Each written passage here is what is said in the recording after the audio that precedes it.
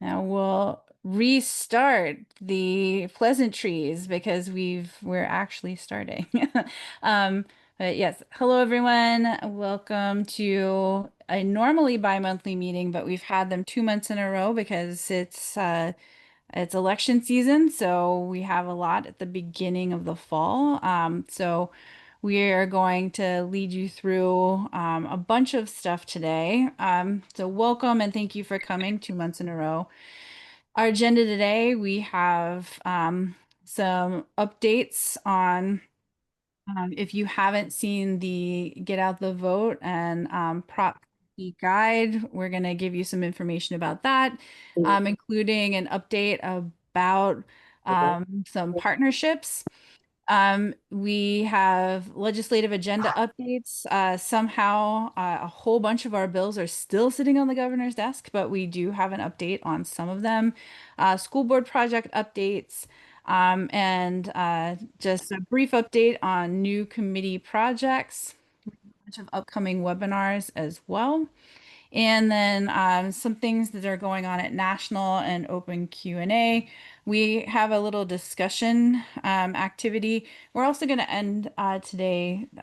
If you were on the webinar this week, then this is a little bit of repeated information, but it's also because we are very concerned about everyone's well-being right now. And so we want to give you some just a reminder and some tools to make sure that you're taking good care of yourself while you're doing all of this work to make the world better for other people. So that is the outline of your ride for today. Any questions before we get started? All right. Then, oh, go ahead, Joy. I just had a question about how best to communicate with you on email. You had told me to send you an email requesting the Canva template on the school board meeting, and I did send you one to your university email, but I didn't hear back. Haha. I wondered if there's a better email to send it to you. No, but Oh, if let me or see. maybe I should send it to somebody else. You should always CC Amy, but I'm putting in the chat um, to put this in the subject line because if Okay. that doesn't get put in the subject line, sometimes it gets just lost in my Right. Okay. inboxes. All right. Thank you. I don't want to take it time, but I didn't know how else to ask. Thank you. No, no, thanks, Joy. And I'd say CC Amy too, because Amy helps me to remember things when I forget it. So CC Amy and always put that in the subject line because I have a flag on all my inboxes for that subject line so that it bumps it to the top. Okay. Thanks. No problem. All right. So if you haven't seen this lovely resource guide, this is just a reminder of this ongoing Get Out the Vote campaign. I just dropped in the chat a link to the homepage for public policy at AUW California. This is a huge resource guide. A huge thank you to everyone that worked on it, especially Erica, who put in a ton of time and energy to make this beautiful and usable. So, in this campaign, if you aren't up on it yet, we are doing our usual Get Out the Vote campaign. And in addition, educating about the positive impacts of the passage of Proposition 50. So this campaign, the resource guide, provides you all the kinds of action resources that are available. Part of taking action is, of course, voting. Part of it is, making sure that other people are aware of how to vote, the mechanics of voting, the logistics of voting, the challenges of voting, and what Proposition 50 is about and how it can positively impact AAUW and California. So we have the bullet points down here. Supporting Proposition 50 is a nonpartisan move to preserve wider democratic norms in California. That's an important point, especially given that a lot of the information about opposing Prop 50 claims to support wider democratic norms. We have more information about that in the toolkit. It's a nonpartisan move to oppose Project 2025 implementation in California. If you want more information about that, we have a link to the webinar that Amy and I did earlier this week, where we directly make that connection and explain it in detail. And it's a nonpartisan move to allow AAUW California to continue to advance its mission and public policy priorities. And again, the webinar that we did on Tuesday night is kind of a really in-depth explainer of what we mean by these last 2 points in particular, but really all three. So if you haven't had a chance yet, check it out. Check out the toolkit, ask us any questions, and make sure that if your branch is doing activities, get out the vote activities work, that you are reporting back to us. And there's a tool in the guide that asks for you to report back to us and tell us what your branch is doing. So we're here to support you and let us know what you need. But I'll ask if there are any questions here. Go ahead, Joy. Yes, I had a question about the sign-up sheet in the toolkit. We're having our meeting, our branch meeting tomorrow, and we're going to be sending that around. And I was going to submit the names of whoever signs up and send it to you on the online sheet. But I was wondering what's going to happen on the back end of that. Do you have people that are going to follow up with the people that are signing up for Get Out the Vote, or should we be doing that ourselves? It was our intention to have that be an accountability mechanism for the branches. So that's for you. So we won't follow up on the state level, but we wanted to see one, right, create a mechanism for you to collect those names and for you to organize at the branch level. And two, for us to get a sense of how our branches are actually using this so that when we do another toolkit for the midterms, we have a better sense of where to put our energy and our effort. Okay, thank you.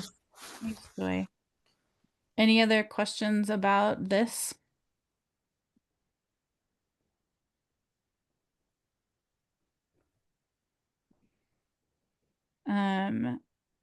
Sherry asks, is this toolkit designed for every member? Do you think they're better shared with folks who have articulated an interest in public policy?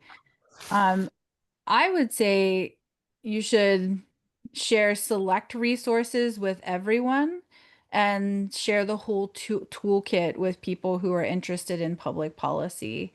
And Amy, what do you think of that question? I think that things like the one-page overview, maybe the frequently asked question sheet and the flyer, right, are things that all members would benefit from, and that the folks that are really interested in public policy and might want to do some more to get out the vote would benefit from the full toolkit. But I'll kick that question to Amy and Erica, because Erica designed a lot of the overview resources.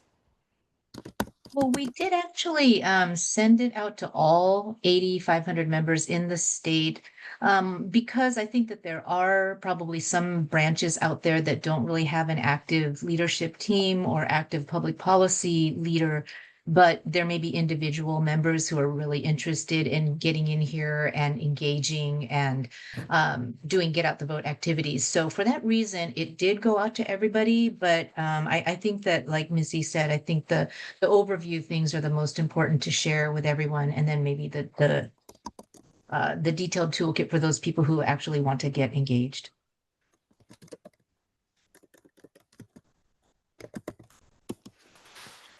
All right.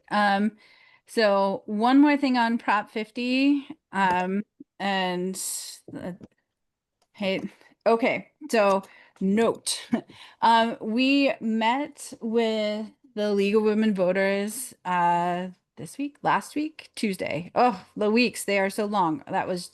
It feels like 3 weeks ago, and it was only Tuesday. So we met with the League of Women Voters, and we were trying to um, determine how we might work together on get out the vote in this round, especially because we've had a lot of questions about the differences in like kind of the similarities and differences in how we're articulating our get out the vote campaign and our educational campaign around Prop 50 and how that is similar to or different from the League of Women Voters. So we had a meeting with their leadership to have a conversation about that and have a conversation about joint events. And on this round, they are advising their local branches to not do get out the vote events with us, because they are very, very worried about the appearance of partisanship, even in a voter education campaign. So we that doesn't mean that we can't partner with them on all sorts of things, and they're part of our coalition building for larger kind of advocacy events. And they are very happy to partner with us and to have local branches partner on all Wow. sorts of things. But they told us in this round they're really concerned about the appearance of partisanship, even in voter education. And that's in part because they have slightly different priority areas, so they can't make the same arguments about policy priority areas that we can based on our own public policy priorities. So that is just a note, and I am prepared for questions, so uh, throw them at me. Barb, go ahead. Well, actually, tomorrow at our branch meeting, we have it with one of the other branches. And the co-president of that branch is also in the League of Women Voters. And so she's going to present on Electoral College and Proposition 50. And she always is very neutral. She's done issues in the back. But I was going to have different posters and all about more about our stance on Prop 50, but it's been, she'll be very neutral for sure, but we'll have to do posters or something to put a little bit more guidance for our group. Yeah, that's a good way to go about it, Barb, I think. We we um we tried to float having like, us in there together where it was like AAUW and League of Women Voters, but Yeah. they were like they're like, well, we might have to leave the room. And I'm like, oh, okay. But Oh. so I'd say just the posters seem like a good way to go because we really want our members to know what our position is on the issue. I'm going to use ones from your resource kit that you All right. sent. That's perfect, Barb. Thank you. Sharon, go ahead. I just wanted to make a point. AAUW doesn't necessarily partner with, we collaborate with. The terminology, I don't know why, but that's what is the appropriate terminology. Thank you. Okay. Any other questions about this? And Christina, yes, they're still on with you for candidate forums. We're talking to them about, even state level legislative advocacy work and working on things together. Absolutely encourage like partnership. And it was a lovely meeting with them. So please don't let this like put a damper on any other collaborations that you have with the league at all. It's just a note that we want you to know that they're getting advice from their state level that they can't partner with us on this particular thing. Right. And Donna, great, right? Donna says that posted the Sue Miller letter in the newsletter and got a good response. That's fantastic. Okay. Great. Then if there are no other questions, then I will turn it over to Amy to tell us a little more about our legislative agenda at the moment. Right, thanks, Missy. So 15 of the bills that we are supporting have made it to the governor's desk, including 2 of our priority bills, SB 418, which is a bill that prohibits health plan or health insurance providers from denying coverage or benefits to a person based on their race, national origin, age, disability, or sex, including sex characteristics such as intersex traits, pregnancy, or gender identity.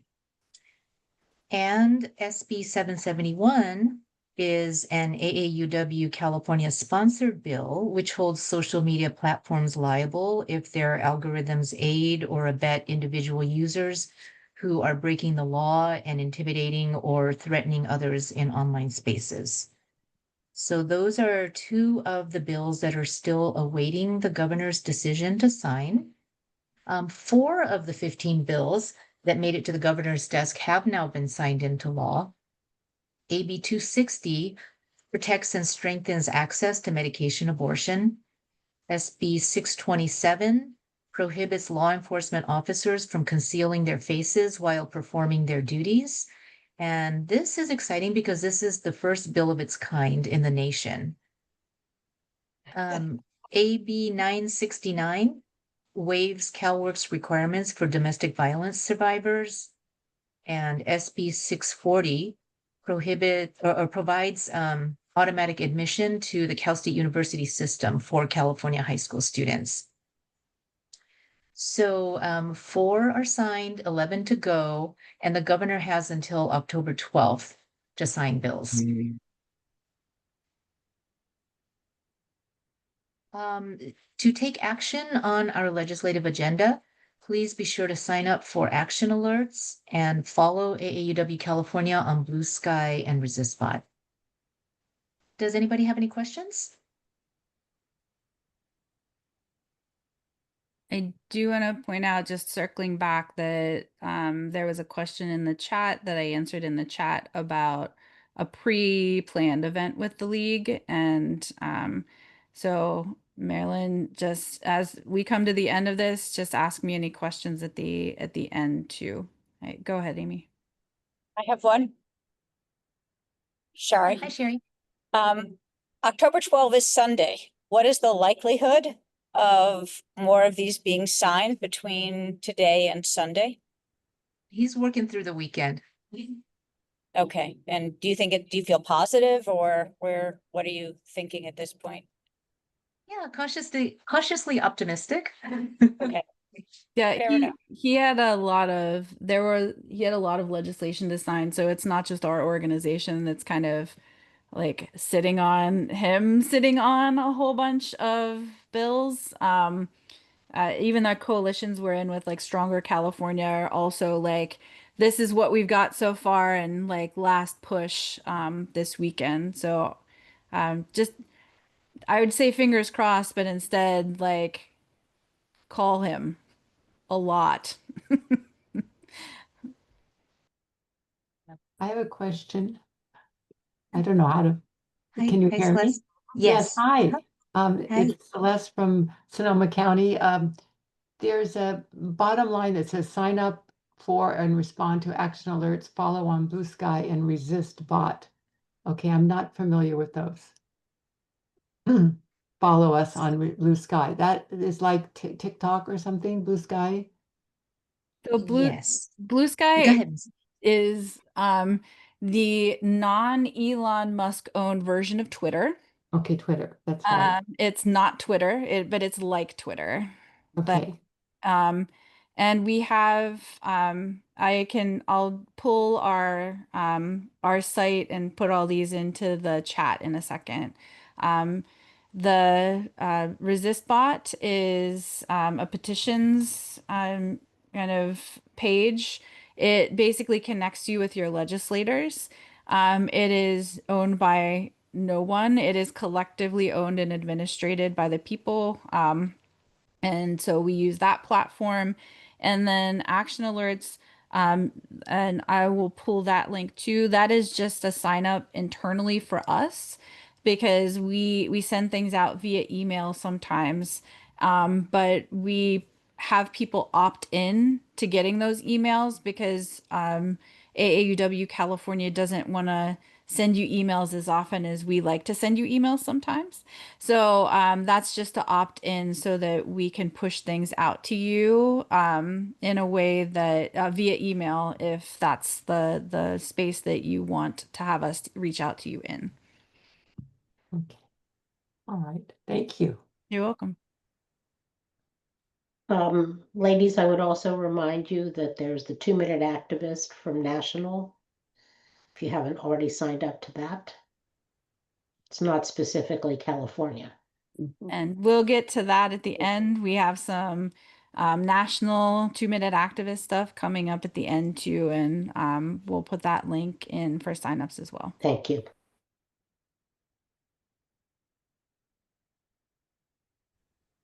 So we wanted to give you a couple of updates regarding the school board project. We've heard from a few members who have made comments like, I don't have school-aged kids anymore, so I don't really have a reason to get involved in the school board project. And this is not true. Everybody needs to be involved in school boards. And so I just wanted to point you to an article, if you haven't seen it yet, which is in our October issue of the Public Policy News. The title of the article is The Overlooked Frontline of Democracy. And this article explains how school boards have the power to build educational infrastructure that either advances American values or opposes them, and how school boards have become one of our last lines of defense for our democracy.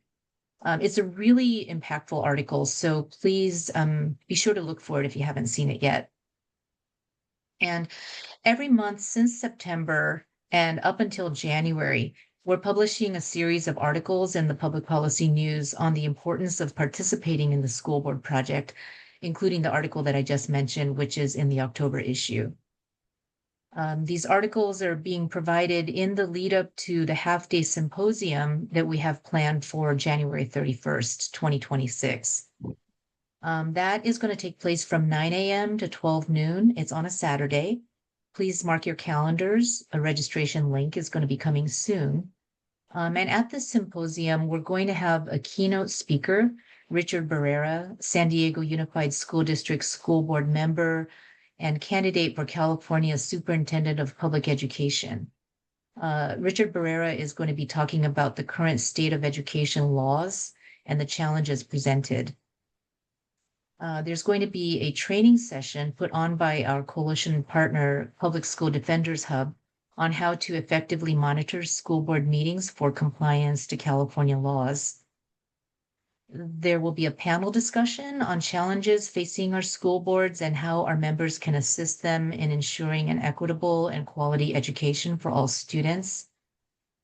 And there will be 2 workshops, one on recruiting school board candidates and the other on coalition building for greater community impact.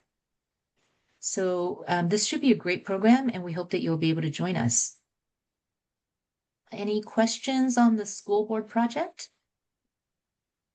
You have one in the chat from Margot who says, will the half-day symposium be recorded so we can watch it later?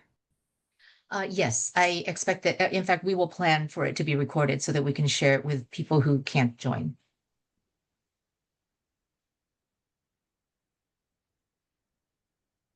No other questions?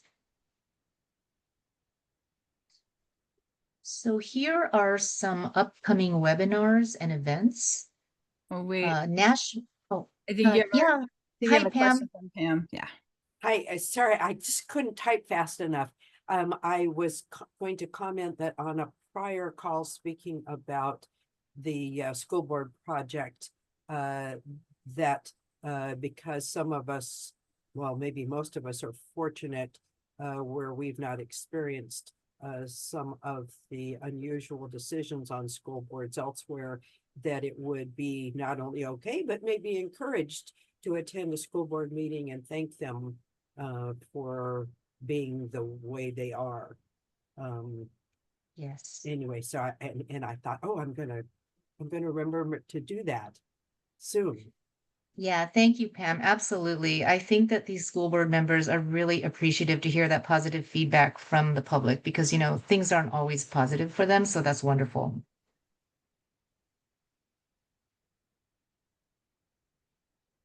So upcoming webinars and events. National is putting on a webinar on October 28th, Defending Equity in Education. Allison, don't forget this. Okay, I just. AAUW California is going to be putting on a webinar on November 1st, Harnessing the Power of AI. And Missy is going to be one of the 3 speakers on that webinar. The Silicon Valley branch is putting on a program, Higher Education at Risk, and how you can help protect it.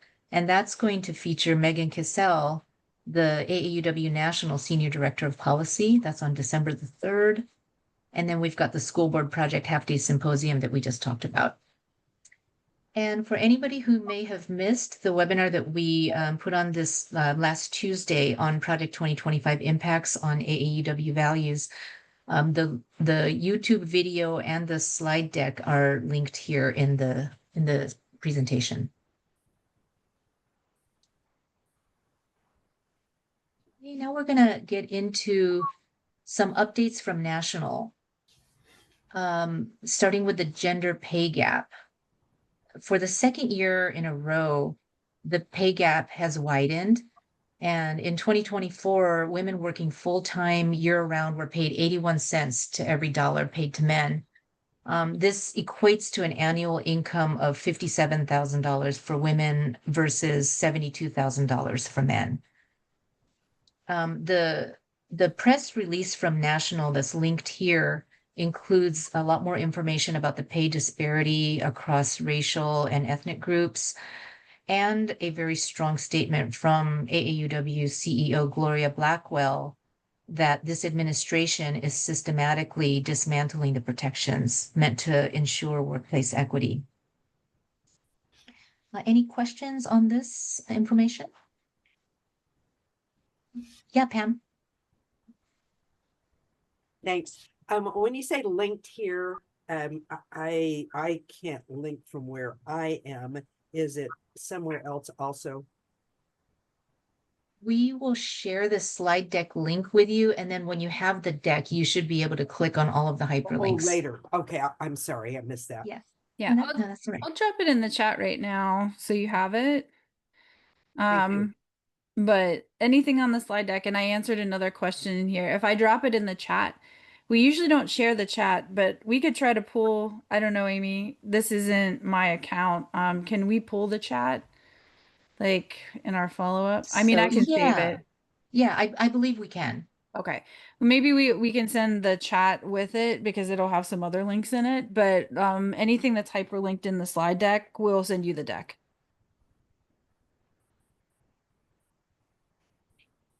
Great. All right, Missy, I will turn it back over to you. All right. A few more updates from National. So Department of Education updates, and National has been focusing heavily on education as their kind of advocacy efforts in DC. So civil rights protections. The Department of Education is going to fire half of its staff, mainly in the Office of Civil Rights, or OCR. Additional layoffs related to the shutdown are coming. I know that there are already a whole host of lawsuits against folks because of this. So I don't know what's going to happen around that, but I do know that that is what's happening. National has a press release here that you are encouraged to both read and share, and I'm going to drop it in the chat right now to kind of push back against this mass firing during the shutdown and really right throughout this year. So please read, please share, and hang in there as we kind of watch what's happening to the Department of Ed. The other thing that's going on with the Department of Education, alongside a lot of layoffs in the Office of Civil Rights, is anticipated rule changes on Title IX and Title VII that change the definition of discrimination. And this is an ongoing legal and social battle that we're thinking a lot about. I'm thinking a lot about, and we're trying to create different kinds of tools to push back against this. But so the definition of discrimination is kind of being changed based on executive orders and other federal rule changes that have changed the definition of gender to be based on, I don't know, no science, an unscientific definition of sex and an alignment of sex and gender in a way that is problematic. So that is a rule change that has happened that impacts how we think about discrimination and discrimination protections on the basis of quote unquote sex. And I can talk about that all day, but I won't. So if you have other questions, let me know and I can give you more on exactly what that means. The other potential area where discrimination is being, the definition of discrimination is being challenged and altered is the very wide application and interpretation of equality and race-based admissions. And so taking a decision that was made in Students for Fair Admissions versus Harvard around, in that case, how you consider race or don't consider race in admissions only. So the decision in that case has been used now everywhere. And so some of the interpretations there are being applied in places where you would not think that they would be applied or where they probably shouldn't be, to be in alignment with race-based discrimination protections based on the Civil Rights Act of 1964 and the Higher Education Act of 1972. So that is the update there, and look for things that we're working on in different capacities, as well as what National is putting out for kind of pushing back against these ideas about discrimination that don't protect the people that they were made to protect. The last thing for the Department of Education is funding for student loans. So after all of the darkness, here is your win, right? Both chambers want to keep Pell Grants for low-income students at the same rate. We've also seen that even though in like the mega budget bill, that there were lots of cuts to other things too, like the McNair grant programs, the programs that were there for first generation college students. And that's part of this, why the government is shutting down is also an inability to come to terms that everyone agrees on saving those kinds of programs as well, but there's some movement there too. So there is some funding agreement or an agreement around funding Pell Grants and other kinds of things that are there for first generation college students and low income students. Any questions about all of that?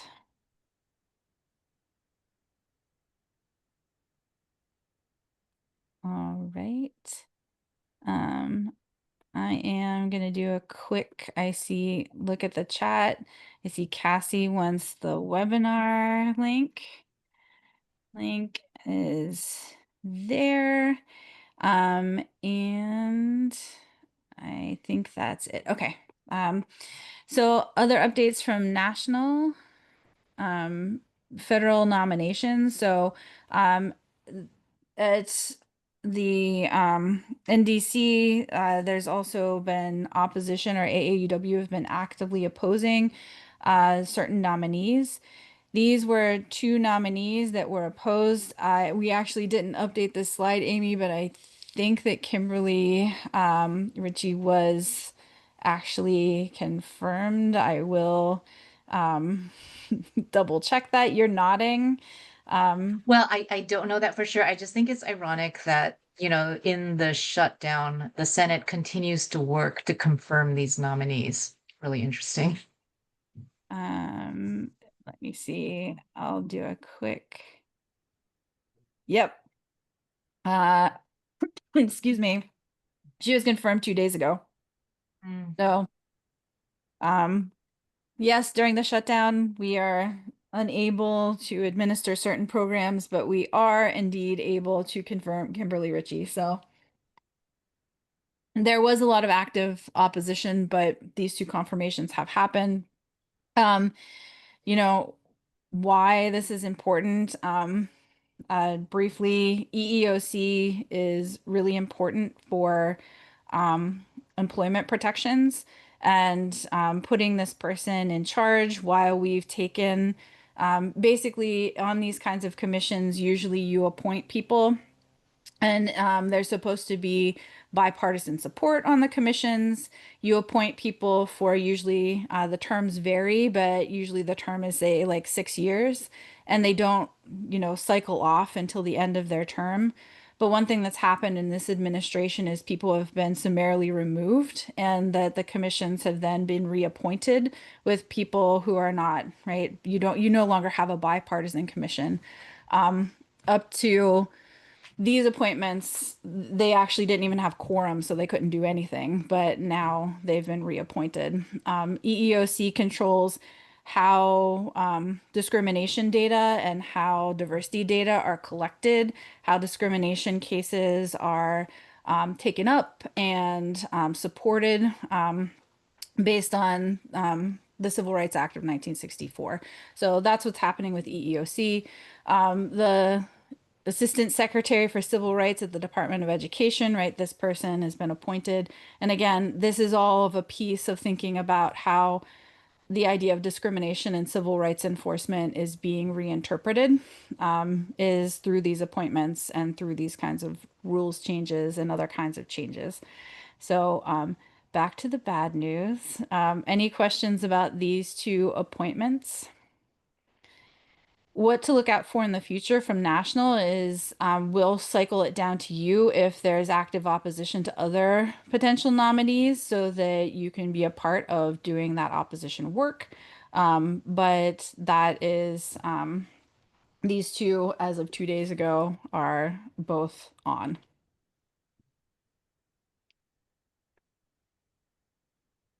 All right.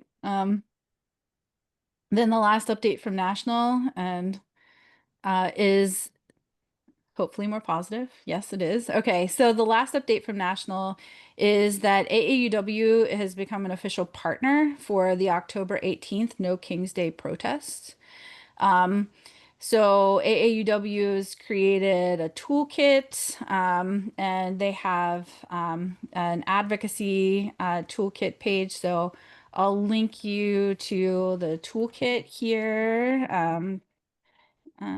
Here's the toolkit from National, and here's their overall advocacy toolkit. And again, these will be available on the slides, but they're in the chat now. National's advocacy toolkit. So as with what we have advised you all on taking action in the state of California, and as we're thinking about how we're advancing our educational campaign around Prop 50, the key is to always remain nonpartisan, to focus on our public policy priorities, to focus on our mission, to focus on the things that AAUW stands for. That is the perfectly fine and wonderful and important and the kind of thing you should be doing when you're out protesting if you're representing AAUW. So that is what National says as well. And here's the toolkit that's in the chat and on the slide gives you more about the kind of talking points and anything that you want to put out on social media. But we were also very excited to see that National has become a partner for the October 18th event. And we encourage you to go out and make your voices heard. Amy, is there anything to add for this one? No, I think you got it, Missy. I think that the toolkit is really great. It gives you like ideas for signage and various things, you know, how to talk about these issues that impact our priorities and why it is that coming out to No King's Day and talking about our AAUW priorities and what we stand for is not partisan. All right. Any questions about this? Missy, has AAUW supported this, the other No King's Day too? I think, yeah, I think they did support the last one as well. Okay. They've been supporting the protests. I think that this is the first one that they've officially partnered on. Am I correct on that, Amy? I Okay. I don't remember Okay. that.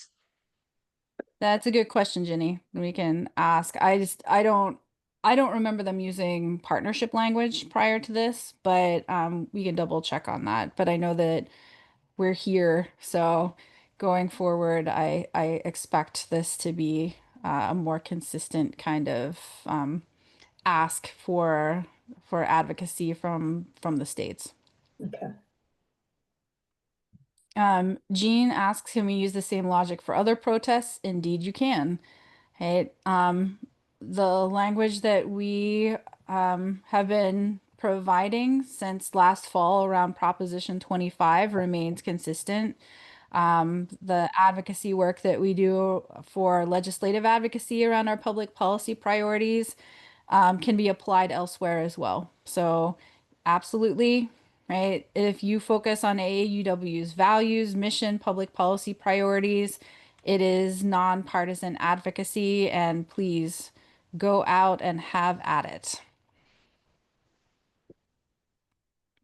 Linda asks, can confirmed nominations be overturned by Congress? Linda, this Congress, I'm going to go with no. And it depends on the very quick answer is it depends on the level of the nominee and the official. If the official is considered a major official, then they can be impeached just as a judge can be impeached, and there's an impeachment process.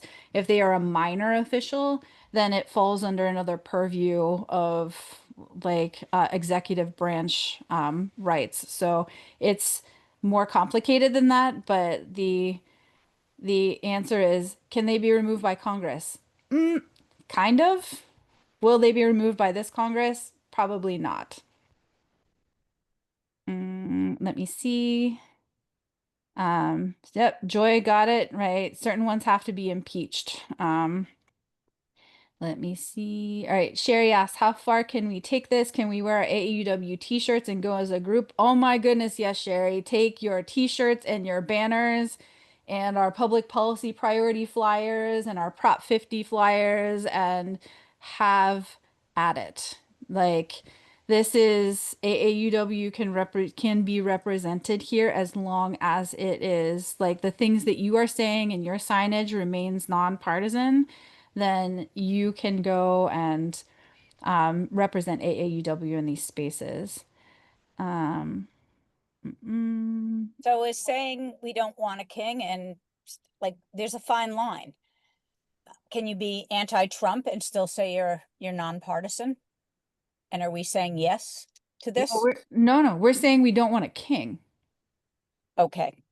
But There- so as long as there's nothing that is specifically anti-Trump or anti-Republican and puts those words in our signage, we're clear.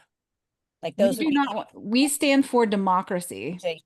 We stand for the democratic process. We stand for a representative government and a pluralistic government, Yep. because otherwise we cannot achieve our goals of greater gender equity. Perfect. And the toolkit, and I'm sorry, I didn't click on it, but does the toolkit outline it with that level of specificity? And if it doesn't, you just ask me and I will give you even more talking points. But they have, there you go, right? They're sample sign messages. But yes, is saying this is part of what Amy and I are trying to provide for you around this idea of partisanship. Partisanship is tough in a polarized society because everything that is like disagrees suddenly makes you part with one party, suddenly makes you part of another party. But that's silly, right? Because we as an organization have held the same positions consistently for a very long time. Yep. And like at one point it made us part of one party, at another point it might make us part of another. And so we need to get away from that, Right. right? Nope, I get it. I just wanted to know where to draw No. the line and how to direct people in in its simplest form. So that's Yeah. great. Okay, no, and Thank you. great question. I think it's an important question to continue to talk about. Sina, I see your hand. Yes, I think the problem is, and I've had to work with it within my own branch. We are a political organization. Everything we do is politics, getting women the vote, getting protection. Everything is political. It is not partisan. Partisan is favoring one party over the other, but political action is who we're about. I mean, all of our public policies to protect, to protect our democracy, everything. But it's not a partisan political party. And if people understand that, for some reason, many confuse political with being partisan. Mm-hmm. And here in the, sorry, I was just going to say in the toolkit here at the bottom, it says, since you asked, is this nonpartisan? Yes, AAUW's participation is mission-driven and nonpartisan. We advocate for strong public education, equitable access to higher education, civil rights enforcement, economic security for women and families, and voting rights. These are core values that transcend party labels. And Amy, that's all political. I mean, that is Yeah. the process in a democracy. And if we were just a conversational group where we're just talking about it and complaining and yes, we don't like the way women are being treated or minority groups, then I could say, well, we're not political. But that's not who we are. We want to be active in protecting our rights, which is political. And so if people and so there is that confusion that for some reason there's the equating, the connecting partisan equals political, political equals partisan. No, they're two separate things. One is favoring a party, one is favoring democracy and taking action accordingly. There's a lot of, there's some resistance. And when I explained it to my IBC, there was immediately, a concern before I even talked about this partisanship. And I said, please let me explain it. And then afterwards, there was this understanding. But right away before they heard anything, they immediately connected. And that I think is something that, we have to reassure our people. Yeah. Dina, I think you have a new slogan here that you can put on a placard. Political, not partisan, no King's Day. That's perfect. That is wonderful. Thank you. We Yeah. together, I love that. Thank you. Inadvertently, yes, I think that people have to understand that. Democracy means taking political action by the people. Hello? Yeah. It's true. It's Yeah. true. You got to get it out there so more people recognize that. Yes. Thank you, Jenny. Thank you. Joy, go ahead. There used to be a popular slogan, country over party. And I think that's the crux of it. Yeah. Yeah. Great Good point. That needs to be directed to the Congress. All of them. 435. Yeah.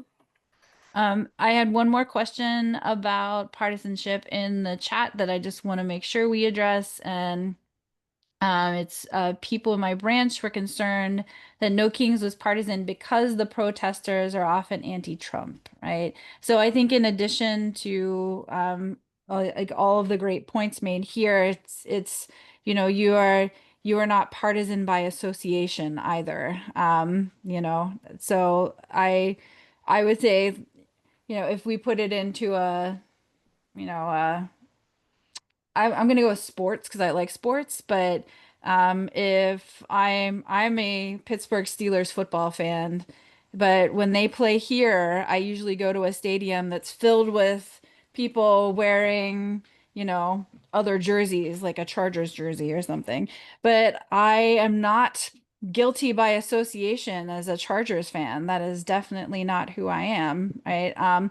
So, just being in the same place doesn't mean that you hold the same views.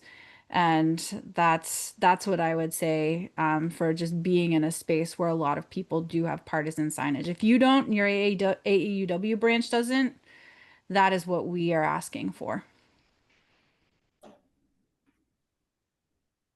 Let me see. Okay. And I think that's all of the stuff that I see in the chat. Does anyone else have anything to add to this conversation? All right. No, nobody can top Cena on that one, right? Sorry, No, go ahead. Missy.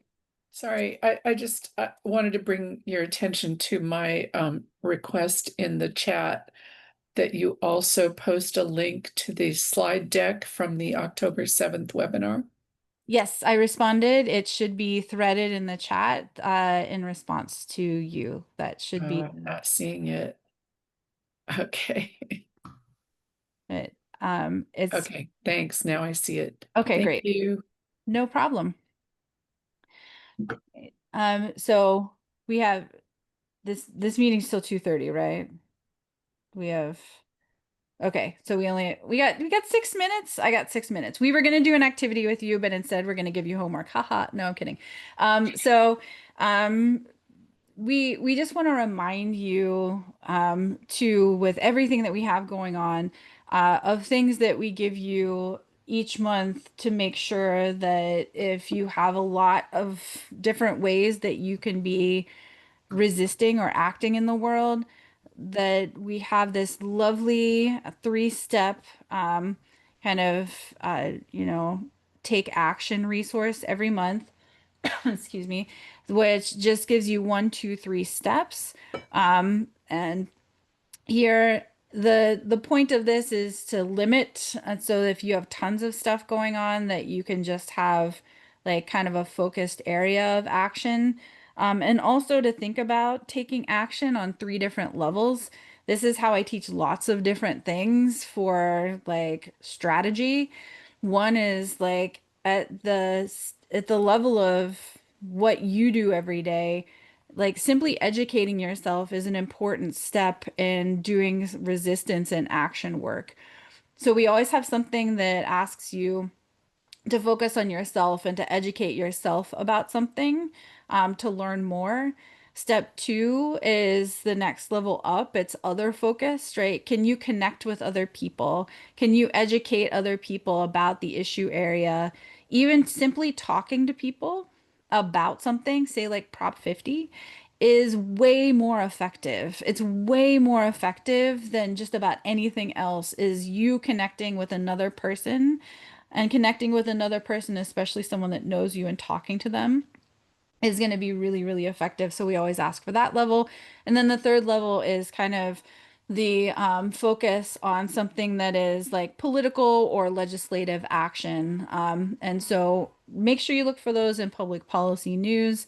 And if there's an area where you want to see us do 3 actions, feel free to reach out to us and give us some direction about something that you really want to see us take action on that we haven't. Excuse me, I'm coughing. I have been talking all day. All right. Okay. So, I want to finish us off, before I give you homework, is just something that I ended the Tuesday webinar with, but I'll take Pam's question first. Sorry, yes, I love the consistent look. The coloration is bold and wonderful. May we pretty please have the same information just in straight text that we can cut and paste for things. It uses so much when I try and print that. It uses like 4 weeks worth of color from my printer. So I don't know if that's possible to do. So what we started doing for the newsletter, and what I'm trying to remain consistent with, is to create a draft So there's this is for branches who publish before our newsletter goes out. This month we were not good at it, and that's in part because we were really working hard to get the Prop 50 stuff out too. But I created a draft folder so you can get just the text-based draft of the newsletter. So we'll try to remember to put that in there too in advance. But yeah, you can extract that as text. It can definitely be extracted. Right. Okay, great. So this is where I'll end on, and I'll do it quickly. If you're on the webinar on Tuesday night, my apologies for repetition, but I also think this is something that we need to remind ourselves. I need to remind myself all the time, and that is that we are doing a lot of activism, and that can be really overwhelming. And that, as I say in a lot of different forums, fear and overwhelm are kind of the point of a lot of what is happening right now. Like this fire hose of information and constant things happening are supposed to make you feel overwhelmed, because the more overwhelmed and the more afraid you feel, the more that you check out. And the more that you check out, the more that things happen without resistance. So how can you resist that? We just encourage you to keep sharing the weight. So you can do that by building coalitions, by continuing to build with community, work with other people who share similar values and goals, right? Make sure you're working smarter and not harder. We're not duplicating efforts. We're trying to put some of this in place too by creating coalitions between organizations in a lot of different areas. And remember that you're not alone, that you're building relationships with people, not just organizations, and that you have to share the emotional labor as well as the actual work of going out and doing things.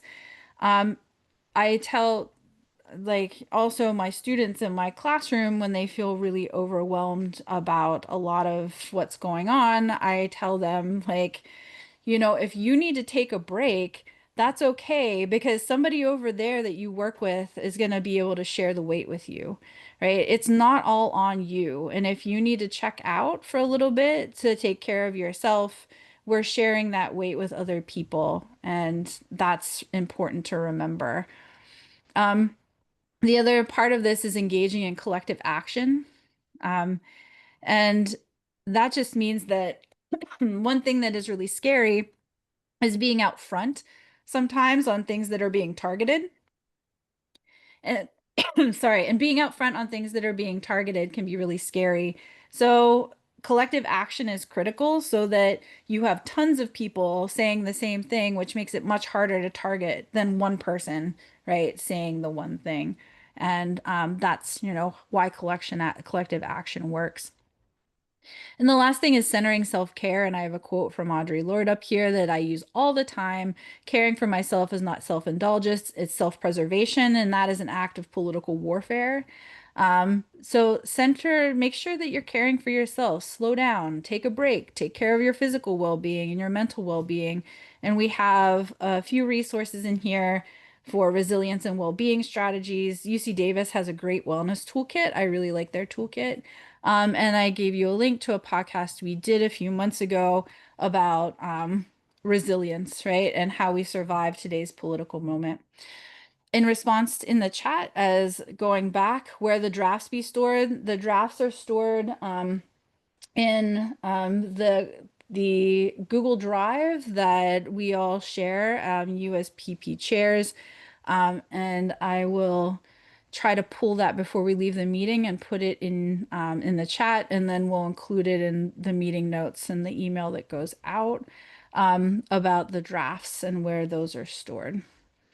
So I'll just let you know what we are going to have you do, and then I'll open it up for questions so that we don't keep you. We're 2 minutes over. But I have an activity here that I also encourage, and that's just making a plan for yourself. So this is right, thinking about where you're gonna focus, because again, that kind of like overwhelm also comes from thinking that you need to be doing things in so many different areas. And so this is our encouragement for you to make a plan about where you're going to focus and right where your branch might focus, so that you don't feel like you have to do everything all the time, but you can focus in one area. And then if we notice a lot of branches are focusing in one area, then that also helps us, right, to continue to create resources. But this is your homework. You're welcome. You can all do this as homework. Otherwise, it's just a reminder to take care of yourself and make a plan and build coalitions, so that you don't feel like you're carrying the weight of the world around in doing your activist work. So I will stop there and see if we have any outstanding questions. And when I'm not talking, I'm going to dig for that folder so I can tell you where the drafts will be. Erica, go ahead.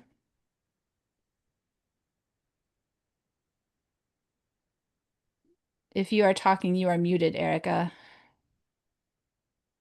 I'm so sorry. I took my video off, but not my, now you're probably gonna top my head. I'm taking notes on my computer at the same time.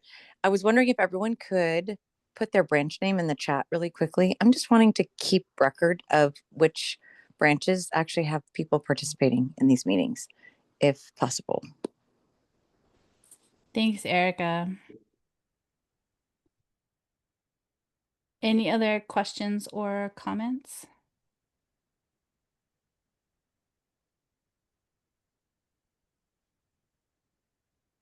All right, I am going as fast as I can to get you to where I will put the drafts. And otherwise, we say, then go forth and enjoy No King's Day and send us all the pictures of you representing AAUW California and democracy. And thank you for everything that you continue to do. Take care of yourselves.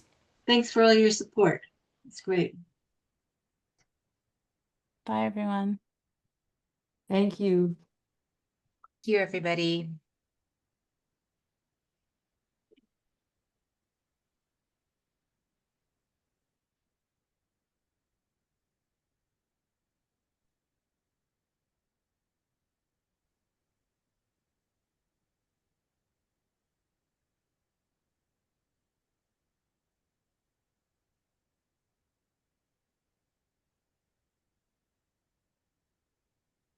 Amy, we can link that draft folder. Where is it?